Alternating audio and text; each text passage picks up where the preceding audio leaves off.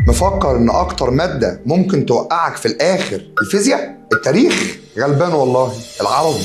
والله زي ما سمعت كده، اللغة العربية، المادة اللي اغلب الطلبة داخلينها وهم مطمنين، ما هم مفكرين انها مضمونة بقى. بس الحقيقة ان العربي ما بقتش مادة حفظ، العربي بقت مادة فهم. سؤال نحو صغير قد كده اهو ممكن يوقع درجات عشان بس انت ناسيه، وقطعة قراءة فيها فكرة انت ما قدرتش تفهمها ممكن تضيع منك مجهود ووقت كامل في الامتحان. ولا البلاغة بقى، سؤال واحد بس ما فهمتش فكرته ممكن تخرج من اللجنة ما انتش عارف انت غلطت في ايه، وانت طالع زي الباقي بتقول اكيد كانت استعارة مكنية زي الامتحانات اللي فاتت.